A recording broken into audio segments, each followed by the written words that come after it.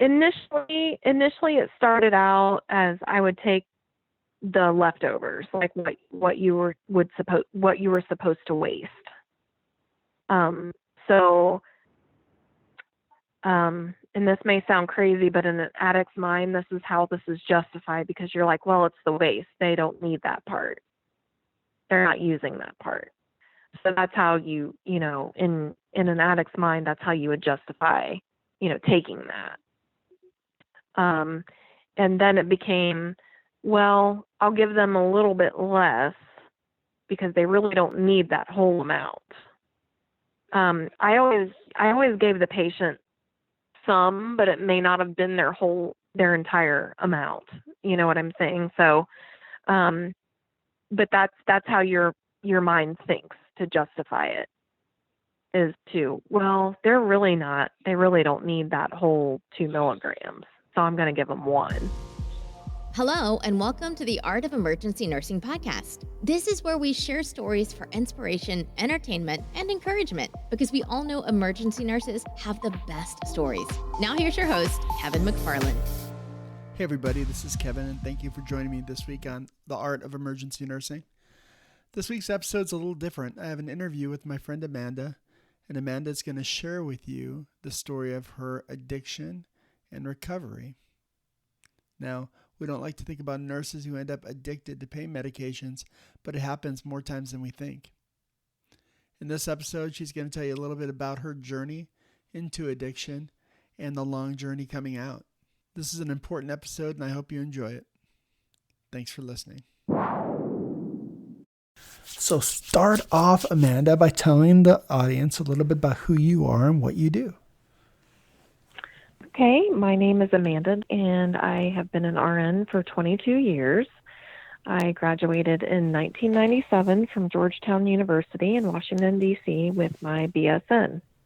And most of my career has been focused in emergency medicine, with touches of critical care, float pools, doing different various units with that as well. And what made you decide to get into nursing? My mother was an LPN. She's retired now, and I just was always drawn to the fact of helping other people. And I remember going to visit my mom at work on occasion, and I just always was drawn to the white cap and everything, and that just always had stuck with me. So it was kind of in my nature to want to help others. Did she wear the white cap and the white hose? And yes, she had the white cap, the white dress, the white stockings, and white shoes that she would polish.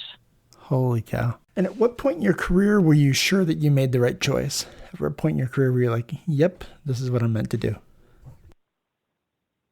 Immediately. As soon as I switched over, while I was in college, I also volunteered for a rescue squad, was Bethesda Chevy Chase Rescue Squad.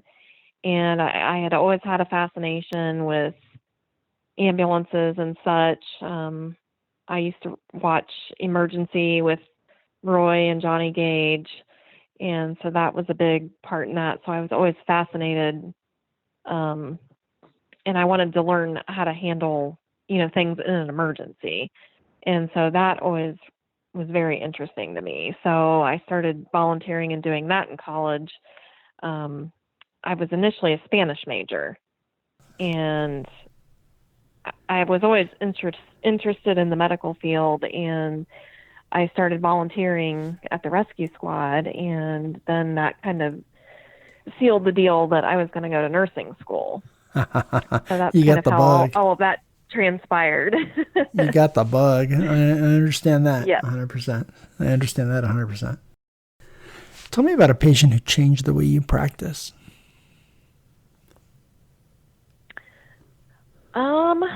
I remember when I typically like working in inner city ERs. That's where I feel most comfortable because that's where I started my practice.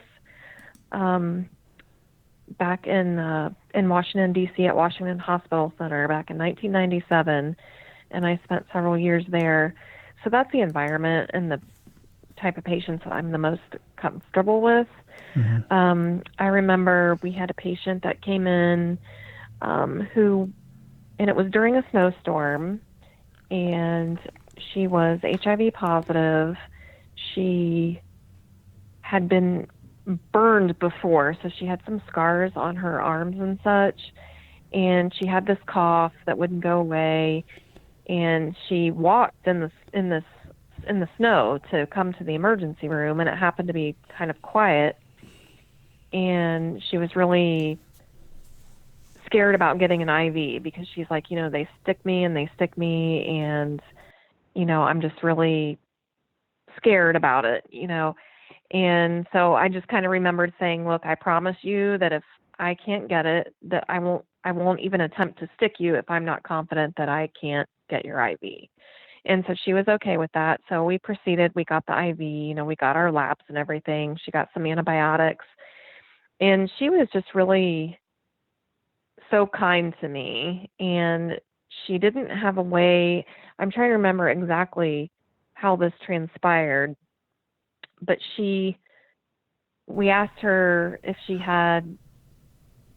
had like some, our standard turkey sandwiches and milk in the ER. And I gave her a few of those extra to go. And there was something about her because she trusted the resident and myself, and she put her trust in us. And I said, do you have any food at home? She said, I don't have much. And I said, well, hang on a second. So I went to my locker, and I always kind of kept a stash of stuff to throw in the microwave. And the resident went and got some stuff. So we gave her a take-home bag of some stuff that she could quickly, microwave for herself. And I think we both ended up giving her money to, that's not typically something that I would ever do, but I just kind of felt that was the right thing to do for the particular patient. And she was just very appreciative and tearful that we cared so much that we would do that for her, that we didn't even know her. Well, I think it's important that we remember to have that empathy with our patients, and I always try to treat my patients like I would want my family members treated, because I think that's what everybody deserves. But sometimes it's hard. Sometimes it's hard with the patients that your frequent flyers or your people that are in kind of self-inflicted hells. Sometimes it's hard to remember that by golly, they need care too, and they deserve good care, and they deserve you to be your best nurse with them too. And sometimes it's hard to remember that. I think having that empathy makes a big difference. Yes, definitely. So, tell me about a patient that touched your heart. Oh gosh, I'm trying to think. Well, I made the move to dialysis nursing, and after the issue with my addiction, etc., and I had a patient that passed away unexpectedly, and it just it really broke my heart, because we see people 3 times a week for usually 3.5 hours, 4 times, per treatment. And she was always kind to me, and would ask me about my family and everything. And that really hit me hard. And she gave everybody Christmas gifts at Christmas, and was just a nice patient to take care of in our unit. And I think it was so much, once I had regained my nursing license and I went back to practice as a nurse, that it meant just so much more to me to be able to take care of people, and that the simple fact that people were kind to me, patients were kind to me, and that they trusted me to provide them with care. And I think that's that's a big one. I mean, I'm sure I have other things, but that's, I think, the most recent one that comes to mind.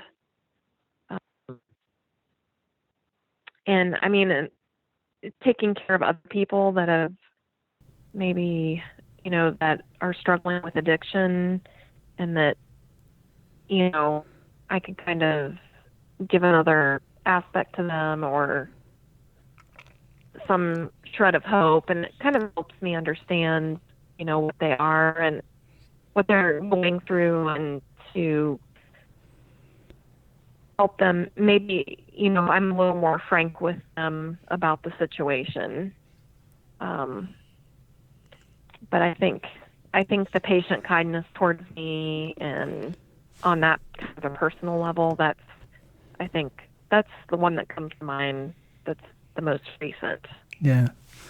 I can imagine. I mean, I've been, my whole career, most of my career has been in ED, and you build long-term relationships with people because you see them over the years in your emergency department, sometimes more frequently than we want. But I would imagine as a dialysis nurse, it's a completely different story. I mean, you're spending 3 hours, 3 days a week with these people. Yeah, and you get attached, and they know your little quirks, and theirs, and you can tell when they're not feeling well, or when they need some encouragement, and they ask you about your kids, and you ask about their families, and how was your weekend? What plans do you have? And and everyone notices when there's a loss on the unit, and some are more expected than others, but when you have the ones that are unexpected, that was really tough. I've had a couple patients like that, and it just was heartbreaking. I bet. For the simple fact, like I said, that they were kind to me, and I felt blessed to be able to provide care for them. And it was just that simple of a thing, that they were kind to me. And I did have a patient that asked, I often float to different clinics, depending on their staffing, to kind of help out. And he had asked, I was there one day, and he had a good character, and had a good spirit, and was joking, and was really witty, and I really liked that about him. And I had floated there one day, and I waved at him, and he kind of waved me back over, and I said, "Hey, how are you?" And he said, "Hey, Amanda, can I talk to you about something?" And I said, "Sure." And I said, he said, I want to ask you something. And I said, "Okay, well, I'll see if I can answer it for you." And he said, "What do you know about, end of life financial planning?" Oh, wow. And I said, "Well, I said, honestly, I mean, I don't know a whole lot, and I kind of asked him about employment, retirement, life insurance, kind of those kinds of things, but he was not himself, asking me these questions. He was really tearful, and I was kind of taken aback because I wasn't expecting that out of him. And it just, I was so sad for him, because, you could tell it had been weighing on his mind, and I said, "Well, I can certainly, have you talk to the social worker, if that may help." And I know that he had been, struggling with some depression, but he never really showed it when he came to treatment. And so that really just, and then he passed away a couple of months after that. And that's, I think, what really hit me, and that I felt almost a privilege that he would want to kind of ask me about those kind of things, or confide in me about those types of things. So I took that, I took that one pretty hard, and also for the simple fact that he was kind, he was kind to me, Yeah. and I felt it was a privilege, as I said before, when I had my license, reinstated, that, it's been just a privilege, and I really don't look at work. It's not like a job to me, it's more of a privilege that I feel. Yeah. When you have something taken away that you feel defines you, and you lose that, and then you get that back, and it's kind of just been a whole different ball game in terms of practice and even just interaction with patients. So I heard you mention that you yourself had struggled with addiction. Can you tell me a little bit about that? Yes, I had, after my oldest son was born, I started having severe headaches. That kind of led into a chronic pain condition. And, I would see I was seeing a doctor trying to get to the bottom, of what the issue was, what the cause was. And to make a long story shorter, and it ended up that I had like an atypical trigeminal neuralgia. And, I saw a dentist or oral surgeon. I saw an ear, nose, and throat doctor, a neurologist, a headache specialist, my regular doctor, all these doctors, and they just wanted to throw pills at me. And I remember saying to the last pain management doctor that I went to, I said, well, I don't want to take pills. I want to know, I want a solution. I want an answer as to what the problem is so that I can fix it, and at that time, that's when OxyContin was a big thing, and that's when OxyContin had come out. And so she started me on that and wanted me to take it regularly, and with some oxycodone for breakthrough pain. I had tried all of these, Neurontin, all of the seizure medications, Depakote, anything like that. Tegretol, you name it. I had tried it to see if that would help, and that didn't seem to be helping at the time. I was a new mother. I had struggled with postpartum depression. So after a while, it didn't seem that anyone could offer up any solution. I had had CAT scans.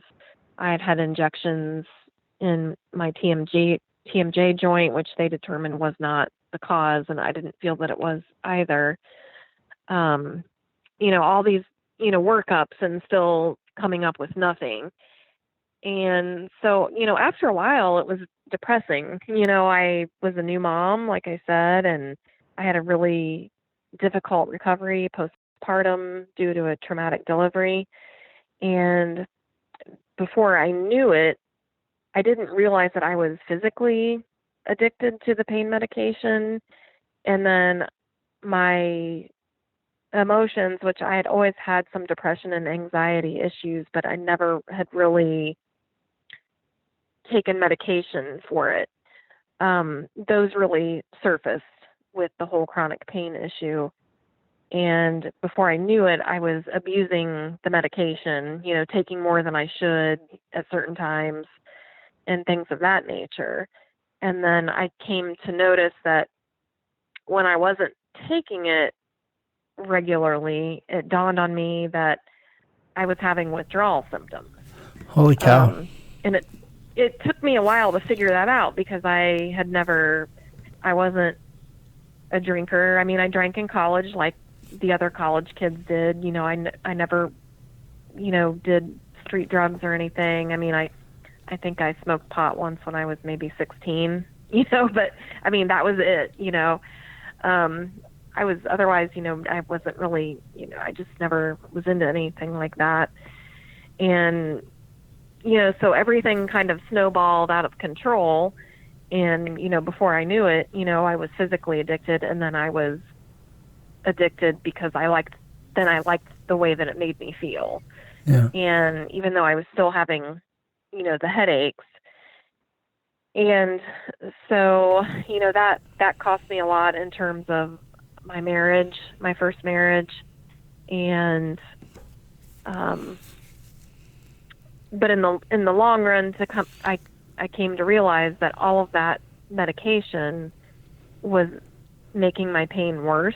So it was kind of the hyperalgesia that you hear about. Yeah. That I think we probably don't hear enough about. And when I finally went through and got off of everything, is that when I really wasn't having this pain anymore. I would have a twinge here and there, and I learned to deal with it. I would distraction or staying busy or just writing it out, or Tylenol or Motrin. And that's how that's how I deal with it now. Now I just kind of, it doesn't really bother me. Just when it flares occasionally, and I try to, prevent a flare up.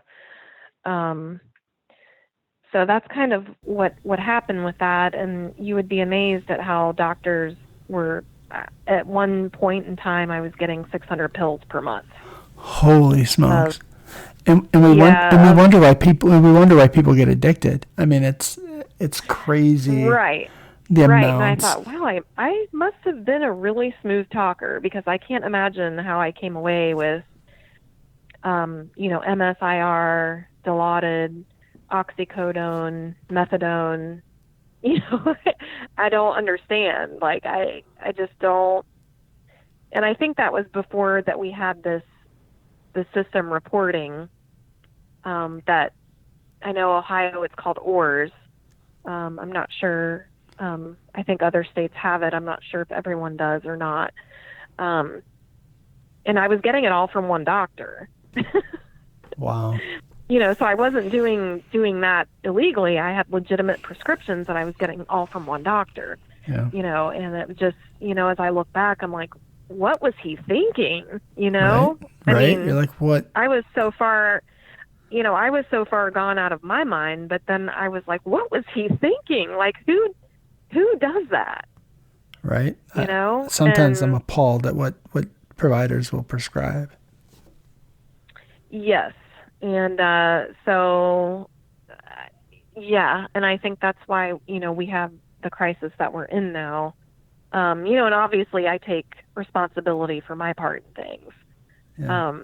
But as I look back, it just amazed me at what was being given to me without me really asking. Yeah. It's mind blowing. So how long were you in the active phase of your addiction? How long were you taking pills and I was, let's see here. I think the first time around, I would say, was from about 2002 until 2008. And then I got straightened out. I got straightened out for a couple of years, and I did well. I was managing my anxiety and depression really well, and doing all the things that I needed to do. And then I got a job commuting to a job that was about 90 miles away. And when I started that, and I was feeling good, so I stopped taking my medications, and that's kind of when I started slipping there again. Yeah. So I relapsed with that, and initially it was pills, and then I was good for several months. I switched jobs and was doing well again, and then I relapsed again with that. And then that time, I turned to IV narcotics. Wow. And it just progressed that quickly. Holy cow. So it's true when they say that, if you relapse again, you pick up where you left off and it's worse. And that is most definitely true. So that's kind of what happened. And I was raised in a middle-class home. Our home was intact. I had a normal childhood. I didn't have any traumatic issues. I was a very good student. I never got in trouble. I never had a detention in school. I was in the top 10% of my class. So, my usage started when I was like about 30, 31. Wow. After my oldest son was born. So, it's not what you think of your typical, addict that you may see on the street. I had a really good education. I went to a top university. So that's just how quickly things, can spiral. So you mentioned Out of control. You mentioned moving jobs. Was moving jobs part of the addiction? Were you getting close to getting caught at the one place and decided to go to the other? Or was that part of it? I think so, and I think that the commute was also getting to me, because it was just taking, it was 90 miles one way is a lot. It's a long way. Yeah, and so it was actually, there were several reasons. And I wanted something that was closer to home. Yeah. So I got it together long enough to do that. Now, when you applied for that position, were you afraid you weren't going to pass the drug test? No, I was not, because I had been clean for probably a few months. Oh, okay. Okay. When that happened, yeah. So no, and I thought I would, that I'd be good, that I'd be okay. Yeah. So when you progressed from the prescription pills to the IV narcotics, what caused that transition? Like, how did that happen? Like, I guess I'm curious. Like, that's a big leap. Like, what prompted that? What caused that? That's a really good question. I think that I saw the opportunity for it, and I took it from there, honestly. And it was easy access in terms of getting narcotics. I didn't have to try to get them on my own, through a doctor or anything. So, initially it would just start once in a while, and then it would, graduated to, more frequent use, and then it would graduate to, okay, I'm going to do this as soon as I get home, and then it graduated to, I can't wait to get home. I need to do this before I go home. Holy cow. And then it was, okay, I'm going to do this during the night, before I go to work, at work, and when I get home, and before I go to bed. So, it was just, that's how just the insanity just takes over. And there's no rhyme or reason. Like, I can't, for any of it. I can't even imagine being functional, using pills, let alone IV meds. It worked, right? But I guess when you get to that point in your addiction, it's almost what you need to do to just keep from falling apart. And there gets to the point where you need it because you don't want to get sick. You don't want to go through withdrawal, or you're going through withdrawal, so you need some to curb that. So sometimes it wasn't really about chasing the high anymore. It was about not getting sick and going into withdrawal. Yeah.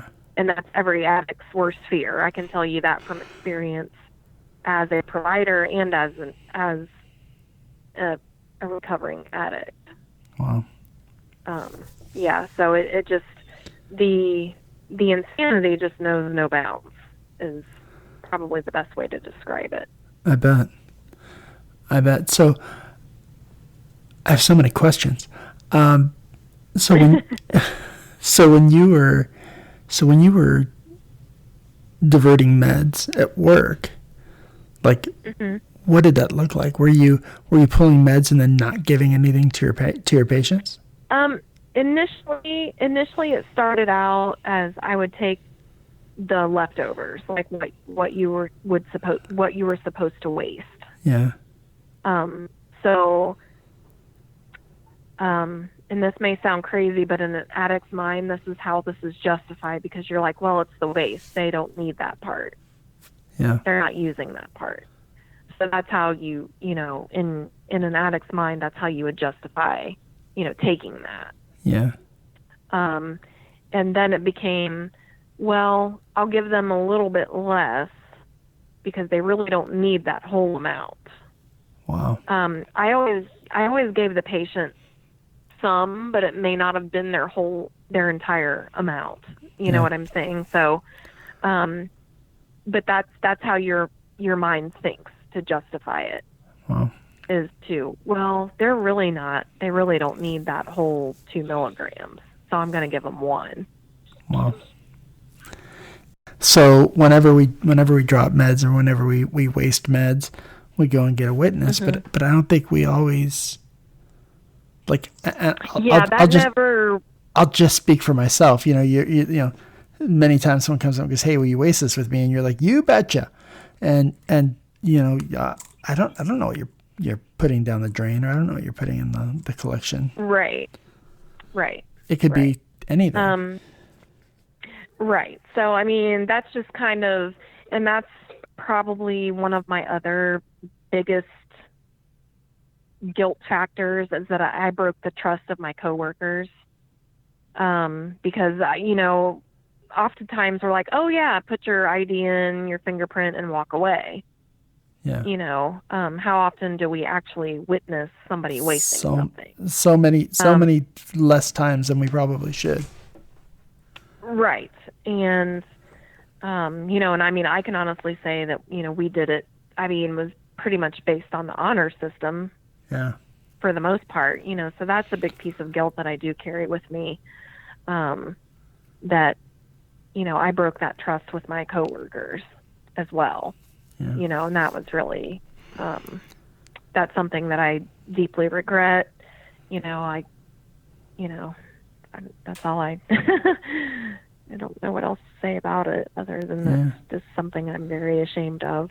I bet. So and this is just a question I've never had a chance to ask anyone, so I'll ask you. And sure. Like mechanically, how did you, like, what did you, so you drop the meds, like how do you make the switch without being caught? Like how do you make the switch? How do you, I guess I just didn't, I mean, were you making lots of trips to the bathroom? Were you? Yeah, I mean, I would just keep the leftover in the vial in my pocket. Yeah. You know, and then after I maybe had a few, I would go and, you know, put them in my purse or my work bag or whatever. Yeah. And then, just drop a syringe of saline and then waste that? Is that how you did it? No, I know, because nobody ever witnessed you wasting. So I never replaced anything with just saline. Like, because typically when people come to me and ask me to waste, they at least have something in their hand. Yeah, in a lot of places that I work, there just was not a culture of that. Wow. It was based on just that you took their word for it. Wow. Yeah. So that's another thing that I think if I would go back to that type of practice, that, you know, I would want to see it, and I would want to make sure that somebody saw me, you know, draw it up and waste it and give it. You know, I mean, that's just, you know, my thinking, but I'm not going to put myself in that position for any time soon, if ever. Yeah. Do you remember the first time you used at work?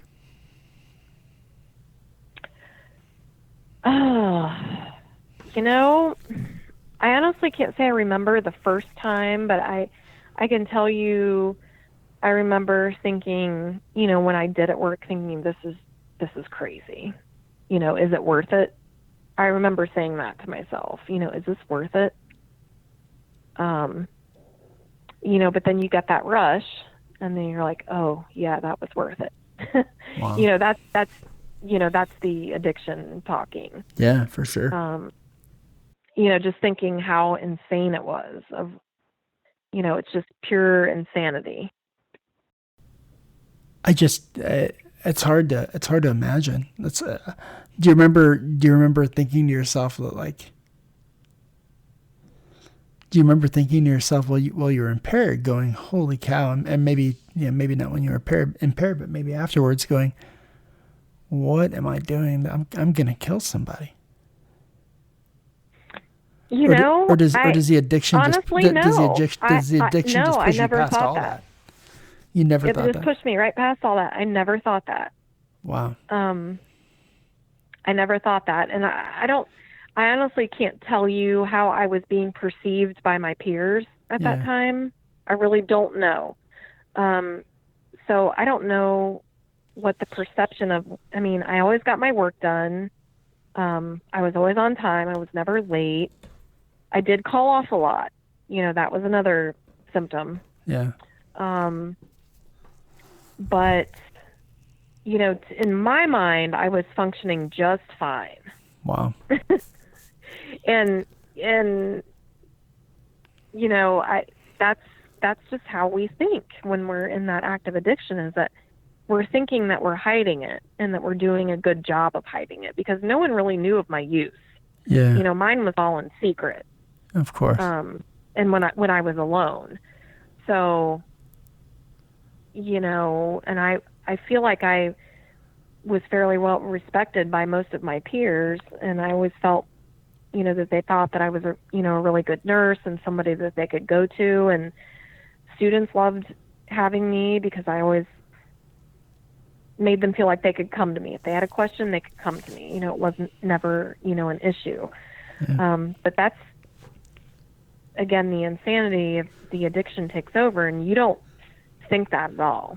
Yeah. If you're shooting up in the parking garage before you leave for work, before you leave to go out, drive home from work. Holy cow. Yeah. I had a couple of minor accidents. Wow. What were you using? Nothing. What were you using? What were you using? What was your choice? My favorite was Dilaudid, but I would take whatever I could get my hands on. Fentanyl, morphine, whatever. I certainly wasn't discriminating against any of that, but any benzos, my favorite was Dilaudid. Any benzos or just narcotics? Not particularly. Maybe on occasion, but that just was not a big thing for me. Yeah. So what was going on in your personal life while this was going on? Oh, geez. I think... because it sounds like you had a new baby at home. Or more than one? You had a baby at home? I had just one child at the time. Okay. And he's about to turn 17. So, Holy cow. I've been healthy for about 7 years now. Good for you. So he was about, he was pretty young when all this was going on. My parents helped me out a lot with him. And I think I had some unresolved issues with my first marriage that I had not worked through. I think there was a lot of grief there that I had not dealt with. I had not been able to deal with it because I had been so numb to everything. So were you single at the time, or were you married at the time? Yes, I had a few relationships that didn't work out for various reasons. And when I was single when I got caught. So, I think with the depression and the anxiety coupled with some unresolved issues of, from my first marriage, I think all of that really did a number on me. I bet. And, we, addicts don't like to feel things, especially negative emotions. So I think that I didn't properly grieve the loss of that relationship. Wow. And the loss of, I moved back to my hometown from Washington to be closer to my family. So there were, some pretty significant things that I hadn't dealt with. In addition to stopping my medications, because I felt better. So I stopped taking them, which, is not the right thing to do, obviously.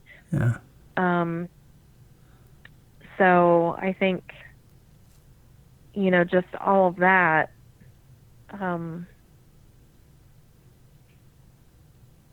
just coupled together is just kind of what happened. Yeah. Wow. So you mentioned that you got caught. Tell me about when you got caught.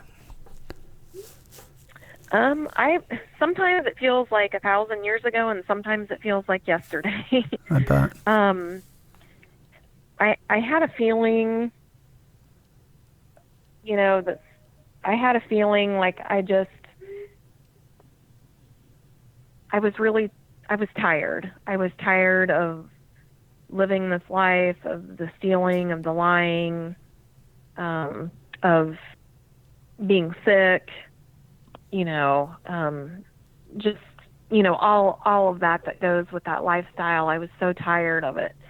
And I remember being at work that day, doing my normal thing. And, I had been using at work and, pocketing narcotics. And I remember my manager and my director of nursing came to the floor at about 3:30 that afternoon and said, grab your things, we're going to go to HR. And I said, okay. And so as soon as they did that, I knew. I knew as soon as they told me that, I knew. Yeah. So I grabbed my things and, I walked with them down to HR, and I didn't say a word, but I knew I was caught. And they took me into a little conference room where the chief of the hospital police was, a couple of pharmacy people were. I think there was someone from EAP that was there, and then my direct manager and the director of nursing. And if I remember correctly, it was the woman who was over the pharmacy started asking me some questions, and I think it came to light because I was also stealing Benadryl to potentiate the effects of the narcotics. Yeah. And it came to light that all this, Benadryl was missing. Really? Wherever I went. So yeah. So it was the Benadryl that flagged, not the narc. Well, I guess the narcotics you were pulling as normal. Right. And I think it and I really didn't ask specifics when I was there, but it started off, they started asking me about the Benadryl. Interesting. And so I'm thinking that that's what flagged it. Okay. Maybe. And then they started watching me because she sure did have a thick stack of papers in front of her. I do remember that. And I remember saying, and I remember the police chief saying there was a second officer in there. And I remember him saying something to the effect of, that we could take you to jail right now. Wow. And I said, yes, I understand that. And I said, is it really necessary to have all of these people in here? Yeah. And I very distinctly remember that. And I said, I can tell you that I did it. But is it necessary to have everyone in here? Wow. And they said, no, that's fine. So the pharmacy people left, and there were just a few, I can't remember exactly how many. And of course and I said, yes, yes, I did it. Yes, I have a problem. And they said, so if we search your car, will we find anything? I said, here's the keys. I said, nothing is in my car. You're more than welcome to go look through my car. Here are my keys. It's out in the main lot. This is what kind of car it is.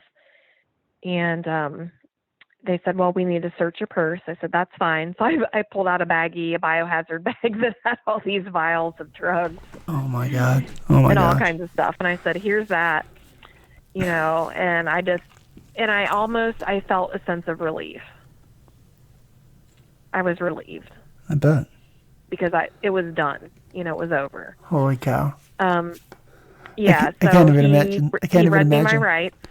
Can't even imagine what it'd have to be like sitting in that chair, hearing all this and feeling your world come crashing down like that. And for all that to feel relieved.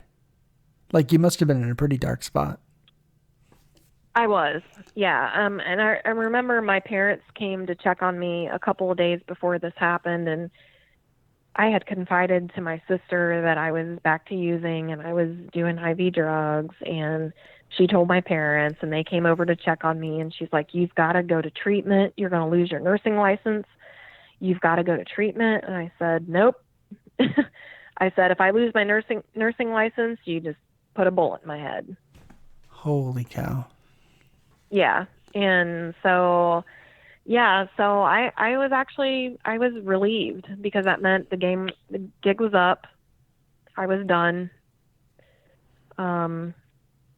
He proceeded to read me my rights, and they were like, okay, we need to go through your purse. I said, that's fine. Go right ahead. I was completely cooperative, and they're like, we have someone here that needs to do a drug screen. And I said, is that really necessary? Because I can tell you what's going to show up. Yeah. And they said, yes, we need it for documentation. And I said, okay, that's fine. By this time I was sobbing and was like, I'm so sorry. I said, I promised myself I would never do this again. And they're like, we just want to make sure that you get the help that you need.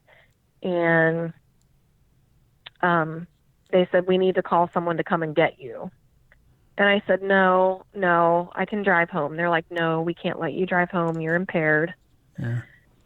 So they called my parents to come and get me. Were you impaired at that time? Yes. Yeah. Oh, yes. Yeah. Yeah, I honestly had probably just shot up within the hour of them coming to get me. Wow. Yeah. And so I called my parents crying, and she said, did you get caught? And I said, yep. So they came and got me. And I got arrested by the police that I worked with every day. Holy cow. Yep. And at the time, one of the officers was dating a really good friend of mine that I had worked there with for a few years. Yeah. So, and I was like, please don't tell her. Please don't tell her. And he never did tell her. She kind of heard through the grapevine. It was a smaller hospital. And I did tell her to please apologize to him because I felt terrible for putting him in that position. I felt terrible for putting all of those people in that position because imagine how they felt, how the whole thing made them feel. I felt really terrible, and I said, please apologize, tell him that I'm sorry for having ever put him in that position, but please tell him that day saved my life. Wow. And so wow. That's kind of how it went down. So you've been clean for 7 years now. Tell me about how. 7 years at the end of July. Mm-hmm. Congratulations. How did that go? Did you go right from there into? Did you do inpatient treatment? Did you do? What did you do? How did you get clean? I was kind of at a loss of exactly what to do. I was very depressed because I had just lost my job. Was going to lose my license. I had been arrested, which at the time I didn't know that I'd been arrested because I was always a good kid. And I had right, exactly, because I had been home. And a couple months later, somebody had asked me if I'd ever been arrested, and I said no. And I said, well, the police were there. And she goes, well, did they read you your rights? And I said, yeah. And she goes, well, then you were arrested. And I was like, no, I wasn't. I was all indignant about it because I didn't know any better. I'd never, I'd never been in trouble. Yeah, so that was interesting. So I came home. I think I kind of moped and was just laid in my bed in the dark for a couple of days. and decided that, okay, I needed to do something. I called my psychiatrist that I had seen but hadn't been to, and kind of said what happened. I said, I don't really feel safe at home. This is what happened. He said, okay, we'll go to the emergency room and then I'll get you admitted. I said, okay. So my parents took me to the emergency room, and I was admitted there for about 3 days. And in the meanwhile, my sister helped find a treatment center, and I went directly from that inpatient unit directly to a inpatient treatment center that dealt with a lot of healthcare professionals that were there for the same reason. So I went directly there, and I did inpatient treatment for 3.5 weeks. And it was a really up and down experience, I think, just because the gravity of the situation. The more I came out of the fog, like the more it hit me, the serious nature of everything hit me. That probably had to be when it hit you, where you're like, oh shit, what just happened? Right, exactly. Right. And there were several other nurses that were there in treatment. There were doctors, there were chiropractors, and most of the staff that worked there, they were in recovery. And it was just, my emotions were just all over the place. And I had started back on the medications that I had been on before that had worked. And I think a lot of the unresolved grief that I had surfaced, and I think I felt a lot of times feeling sorry for myself. And I knew that charges were going to be brought against me legally.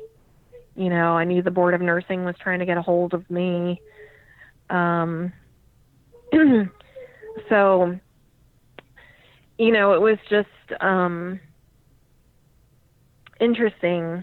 And I know that a nurse that I was in treatment with there, she died. She couldn't stay sober. Wow. And she died a few years ago, and we would text occasionally back and forth, and she ended up dying from alcohol addiction. Wow. She just couldn't. She was my age, and had 3 children, and I could always tell when she was back in her active addiction, because it was back to the the whole woe is me thing. And I said, I would tell her, I said, you know what to do, you know what you need to do, you just don't want to do it. Yeah. And I think back to all of those people that I was in treatment with, and wonder how many of those people are even still alive. Yeah. And it's probably a pretty sad number, I'm going to venture to say. Yeah, it's a hard road to come back from, I would imagine. So. Yeah, I mean, it was, it's an everyday thing. I did, I went to 12-step meetings, every day for months. I wasn't working. So I had only that to really focus on. I had, they recommended that I live with my parents for 6 months with my son. So we live in the same town. They just live, 5 minutes from my house. So, we moved in with them for 6 months, like was suggested. I went to my meetings. I got active in service work of the 12-step programs, and, I just kept doing the next right thing, keeping my appointments and taking my medication, and, that's all I focused on, really. Because I can tell you that for that first year of recovery, I couldn't find my way out of a wet paper bag. I bet. I to make a decision was just really overwhelming to me.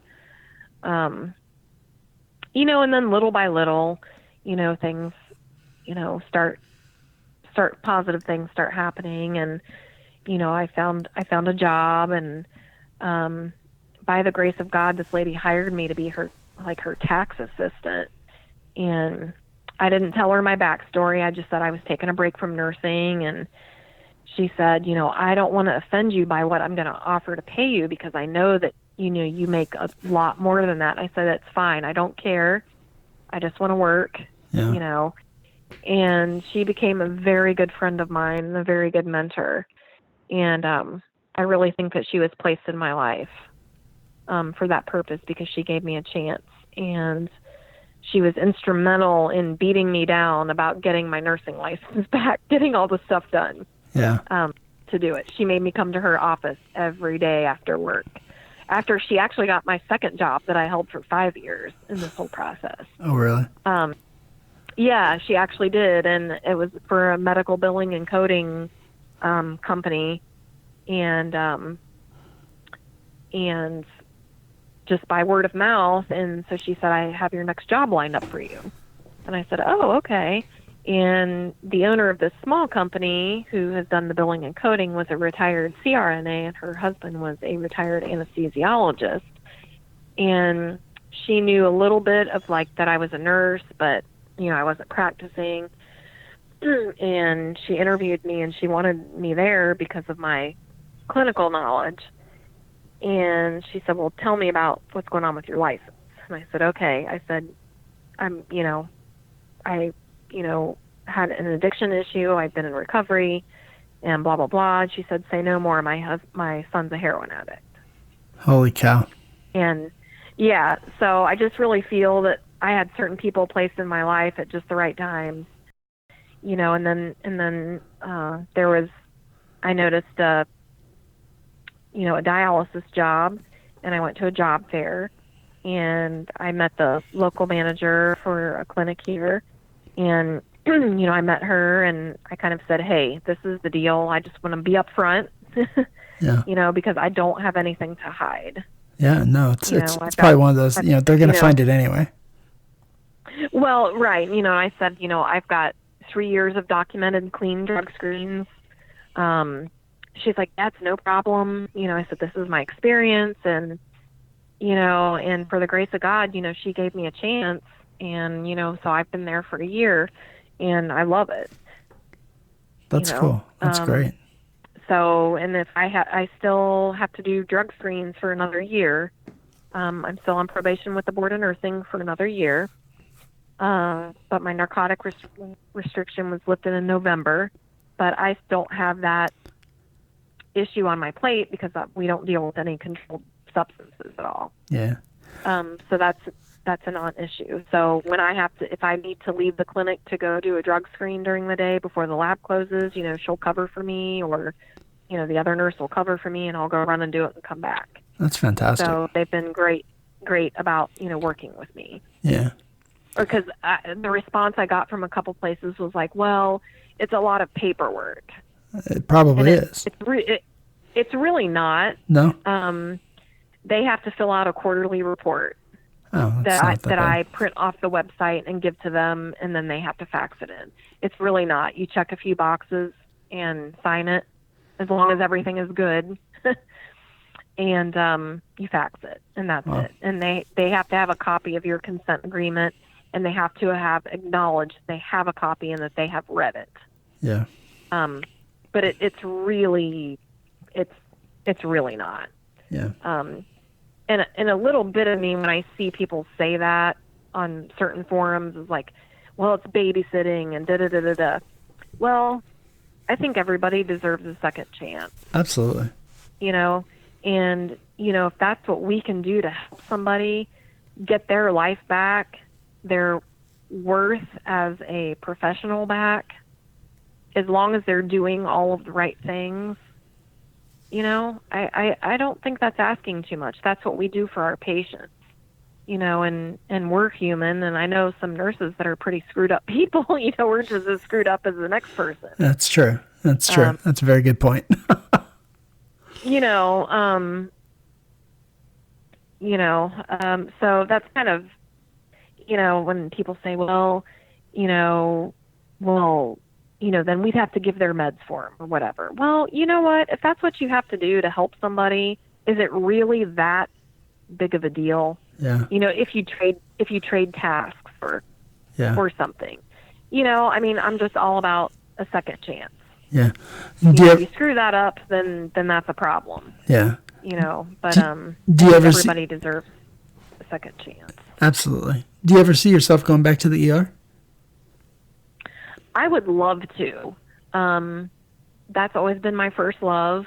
I feel that that's what I'm really good at. But right now, that's not an option for me right now. Yeah. Maybe a few years down the road, maybe. Yeah. But right now, that's just not. It's not an option just because I don't want to put myself in that position right now. And it may not ever be an option for me. Yeah. It's a fair answer. It may not, realistically, it may not ever be an option. I don't want to rule it out. Or, another area that I really, really enjoyed was open heart. Yeah. So, I'm gonna focus on today, and that I'm clean today. I did the best job I could do today at work for my patients. I've taken care of myself today. I've taken care of my children. Good for you. That's what I have to focus on. I can't focus on what if, or, I would love to, because that's what I feel like I'm really good at. But, we have to be realistic here Yeah. too. So maybe a few years down the road, I don't know. It's not something that I can really answer. Understand. What advice would you give a nurse who's in the place you were 7 years ago? I would, I had advised someone you need to go in and you need to go to your supervisor and tell them, because it's going to go much easier on you in a monitoring program than you getting caught. Yeah. Luckily I had never been in trouble. So instead of 2 felonies, I got intervention in lieu of conviction. So 1 charge was dropped, and then once you complete your probation and all of its terms, then the other charge is dropped. It's expunged. I remember the first time that I went to court, and I'd never been to court. I had no idea. I dressed up like what you would think you're supposed to do, and they told me I had to go and get fingerprinted, and, I said, oh, okay, Well, I went to do that. I didn't realize that I was being booked in and out of jail. Wow. That's how I'm about this whole process. And so I had dressed up, because I went to court. And the booking area has all these holding cells. And there are not all of these, but several men that were looking through the glass on their doors that were naked and that were masturbating, that were yelling at me. Oh, my God. And I said, good God. I said, I feel like I'm at work, but I'm not getting paid. Spoken like a true ER nurse. Yes, that is exactly what I You're told like, someone. do I need to clock in for this nonsense? Right, exactly. And I said, I seriously felt like I was at work and I wasn't being paid. That's funny. They're saying, hey, baby, hey, pretty baby, come over here. I'm going to show you something, I said, oh, my God. Like, I looked across to the other partition, and there's this girl looking at me that has God in 3-inch letters tattooed on her forehead. Lordy. That I'd seen her, and that I've seen her on the news before. That was enough. Yeah, I was like, I can't. Because I had 18 months at a women's prison hanging over my head. Wow. If I broke, broke probation. Broke your probation. That's enough to scare you straight. Oh, definitely. Yeah. I'm like, I no, I just can't. Yeah, I can't do this. I'm not. No. Yeah. Were you ever suicidal? I had thought about it, but I don't think that I ever would have acted on it. I thought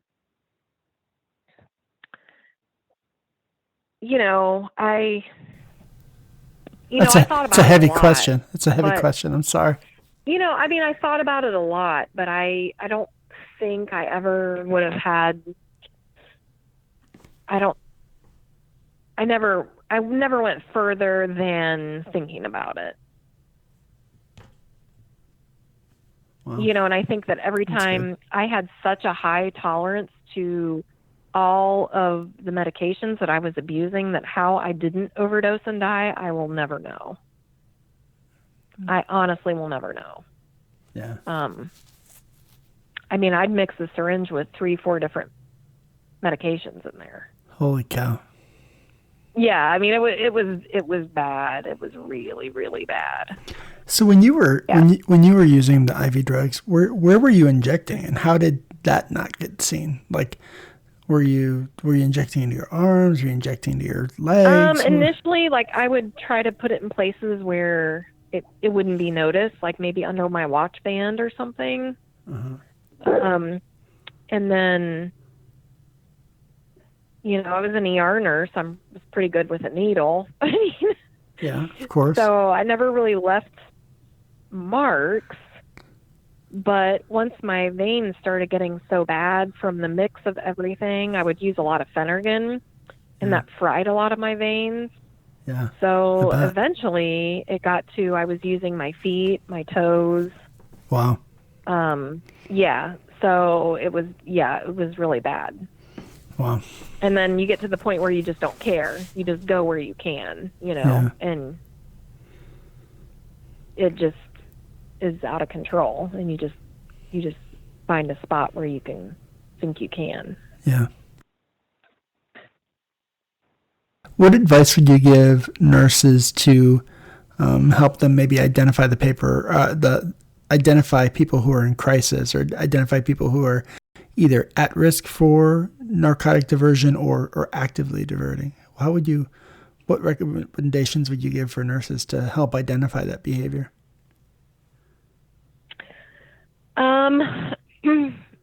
I would say, anybody that's wearing long sleeves in the summer, or when it's abnormal to be wearing long sleeves, or they're always wearing long sleeves, that's a big classic sign. People who call off a lot, or who are late, or disappear from the unit a lot, that maybe they're taking long breaks, or, they're disappearing, you don't know where they are, or, they're nodding off.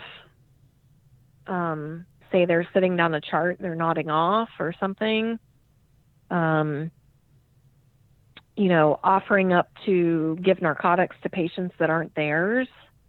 Were you doing a lot of that? Like, I remember. I remember. I didn't initially, but at the end, more towards the end, yes, I was doing that. Yeah.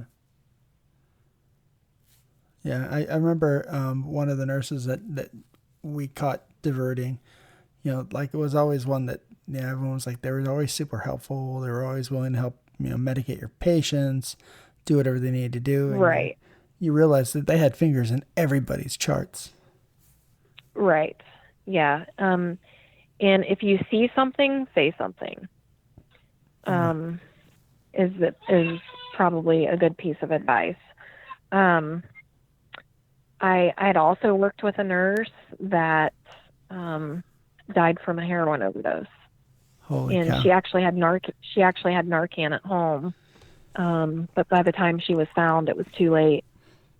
But nobody knew that she used heroin. Wow. So nobody, knew. So it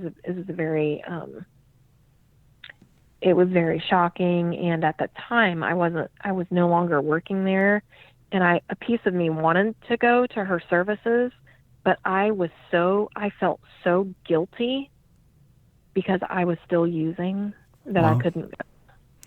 Did you know she was using? No, it was not known. Yeah. It was not known among the staff. Yeah. But I had so much guilt because I was still using that I could not go. I could not go to her services. Do you think that was the next step for you? Yes, absolutely it was.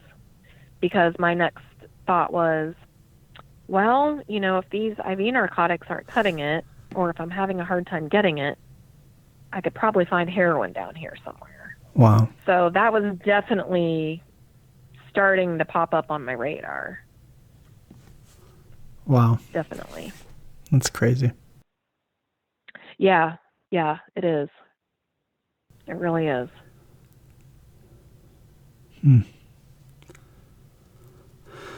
I think that's all the questions I have. Is there anything else you want to share with nurses that are listening to the podcast? I would encourage anyone who's in recovery is to be honest with your healthcare providers.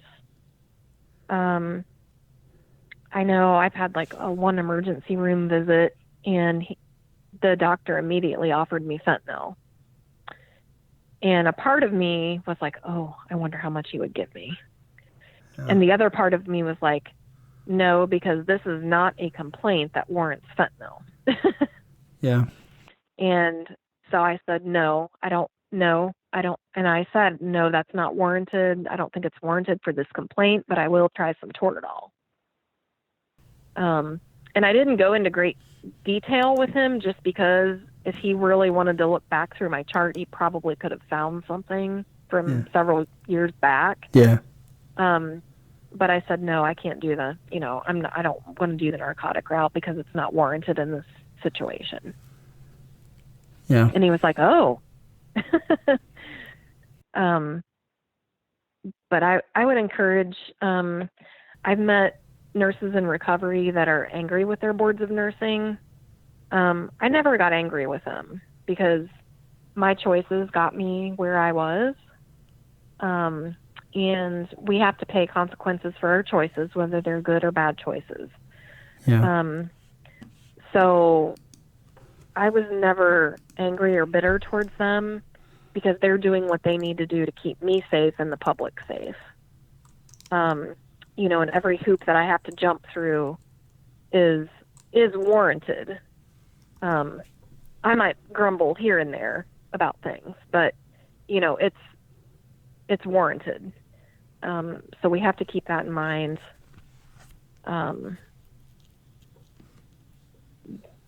That there are consequences, and it's up to you to choose how you're going to deal with them. And I just chose not to let negativity overtake me. Yeah.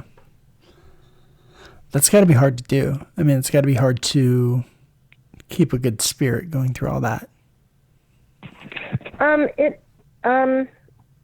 It was, but like I said, I did have a good family support system.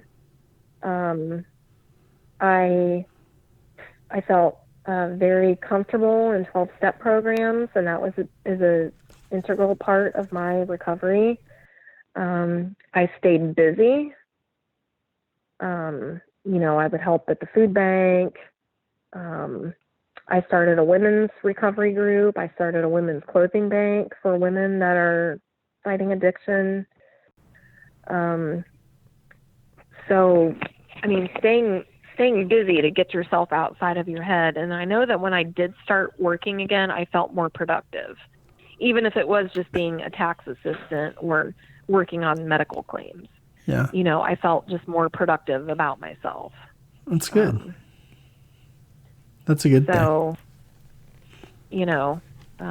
and just realizing you always have to look at your part in things. Yeah. And your role and what part you played in things. Yeah. And I can tell you that in the big book of Alcoholics Anonymous, and when we read how it works, in the first paragraph of that reading, it mentions honesty 3 times in the first paragraph. And it's about getting honest with yourself. So there's a lot of, soul searching that you have to do within yourself. That's got to be one of the hardest things to do. Because I think, you can bullshit a lot of people, but it's hard to bullshit yourself. Right. And I can say that today I can look myself in the mirror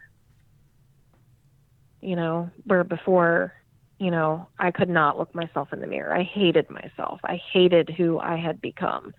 And, and it's not something that I'm proud of, but, it's part of my story. Yeah. And if there's something that I say or that sticks with somebody, that can help somebody or spark someone, then I consider it worth it. Yeah. How's your life now? My life is great. I can't complain. I have a great husband. I have 2 boys. My oldest will be 17 next month. My youngest is 4.5. Holy cow, that's a big spread. Yes, it is. It was kind of an oops. I thought I was old enough that I couldn't get pregnant. The late life oops. So, I gotcha. yes.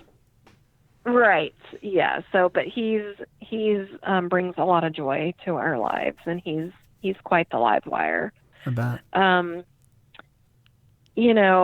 I feel good about myself. I have good relationships with my family. I love my job. I love my patients. I love the people that I work with. I feel like I am valued as an employee.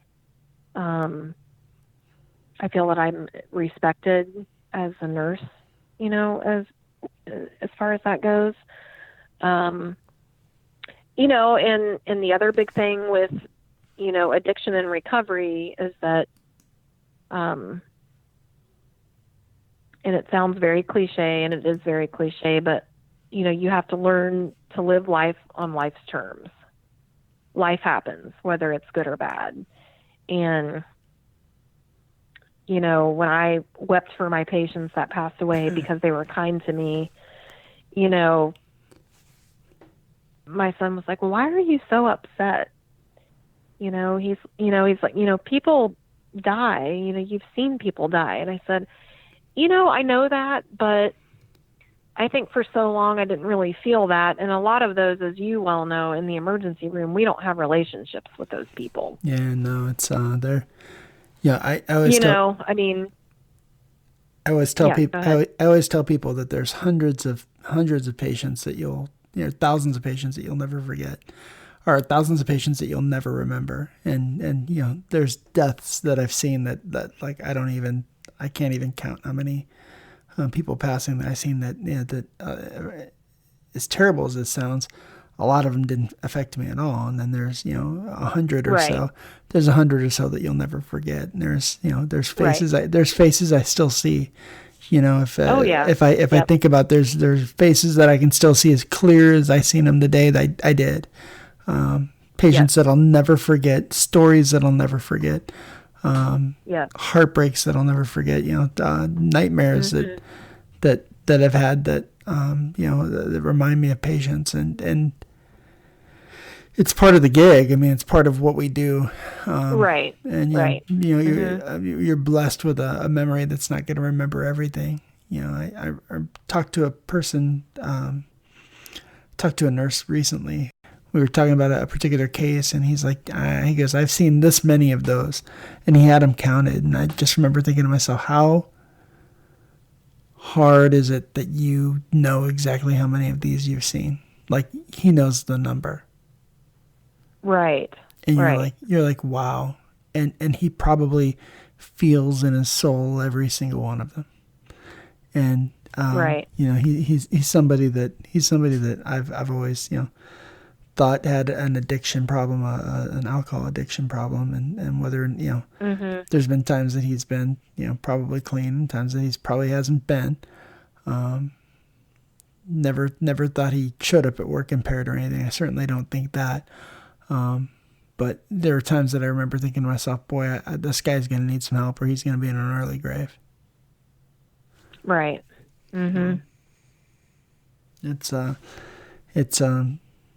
You think about those people, and you say a little silent prayer for them, and hope they find what they need, and that it gets them better.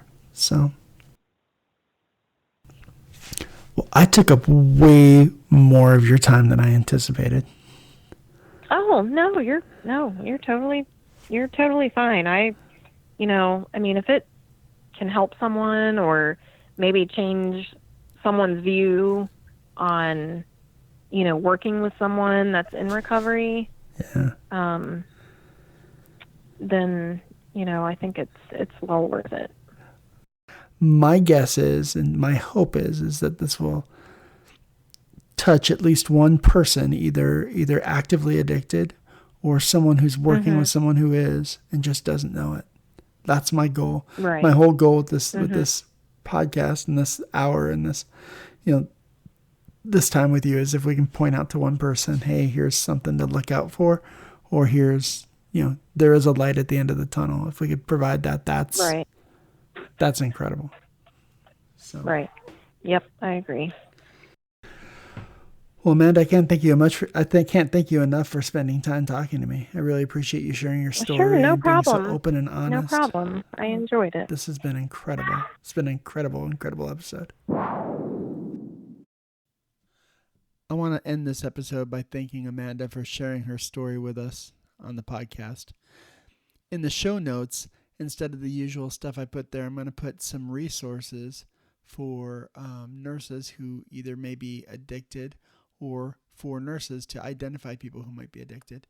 I'm also going to put in a phone number here for the Substance Abuse and Mental Health Services Admission helpline. It's a 1-800 number.